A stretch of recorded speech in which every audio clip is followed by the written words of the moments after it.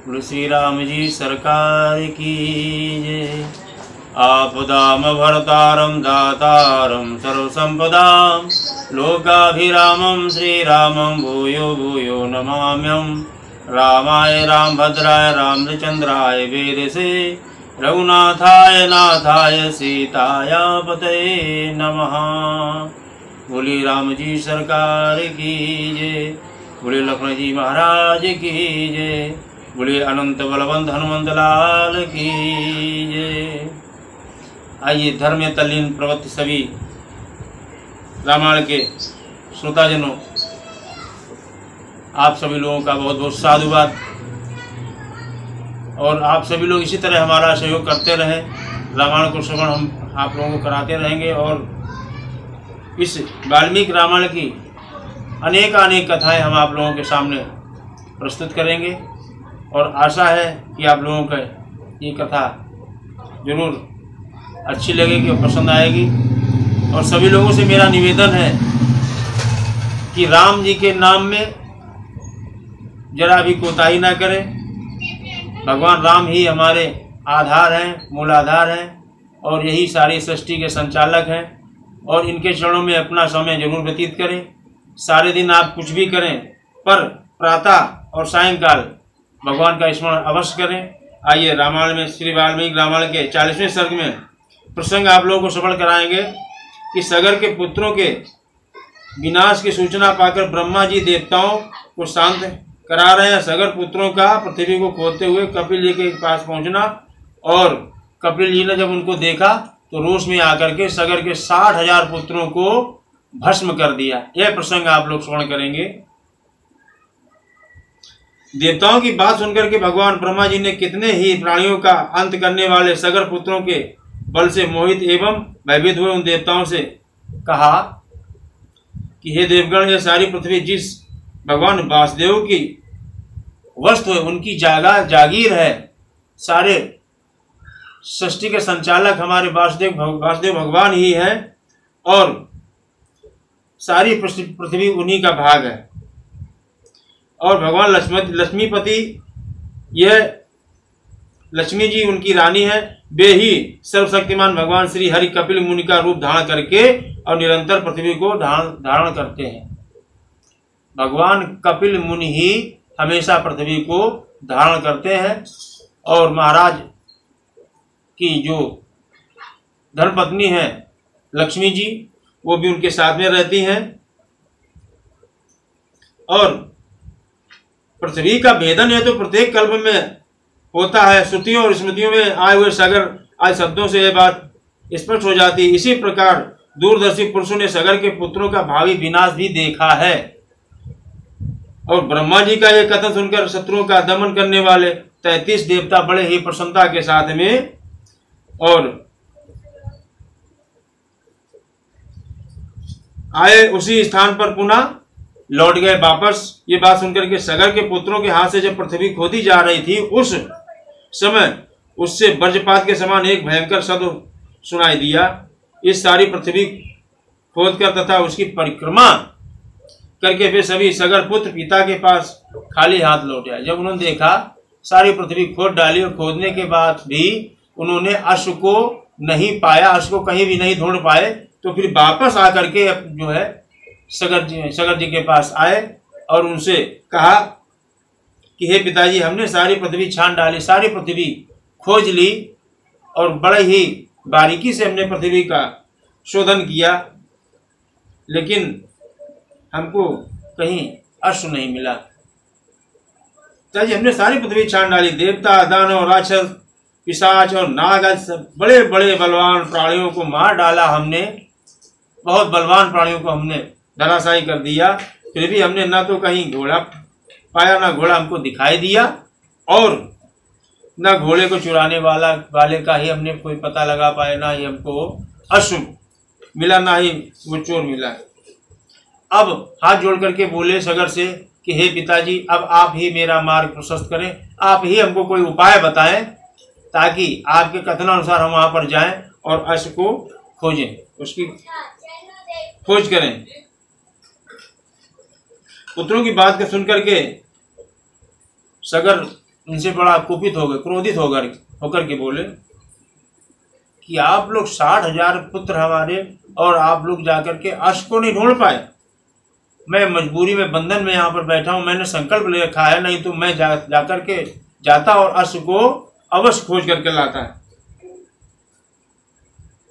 जाओ फिर से सारी पृथ्वी को खोदो और पृथ्वी को विदीर्ण कर दो, खोद खोद करके पृथ्वी को विदीर्ण कर दो, और घोड़े को चोर लाओ और घोड़े के चोर का पता लगा करके आओ, और कार्य पूरा हो जाए तभी वापस आना, अन्यथा वापस मत आना। ये भी कह दिया क्रोध में आकर के सगर ने। और सगर की आज्ञा उन्होंने पुत्रों ने सिरोधार किया, और पुनः फिर वो 60,000 पुत्र और पृथ्वी के रसातल की ओर बढ़े, और रोष में आकर के और गुस्से में आकर के, क्रोध में आकर के पृथ्वी को पुनः दोबारा फिर वो खोदने लगे। और खुदाई के समय उन्हें एक पर्वताकार दिग्गज दिखाई दिया, जिसका नाम विरूपाक्ष था, और वह इस भूतल को धारण किए हुए था। विरूपाक्ष,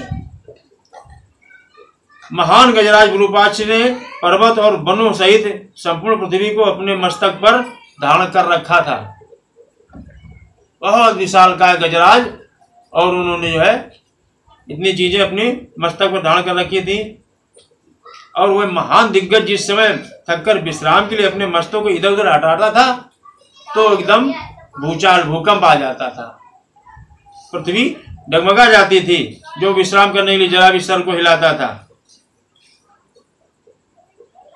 फिर पूर्व दिशा की रक्षा करने वाले विशाल गजराज विरूपाक्ष की परिक्रमा करके उसका सम्मान करते हुए वे सगर पुत्र रसातल के भेदन करके और आगे बढ़ गए।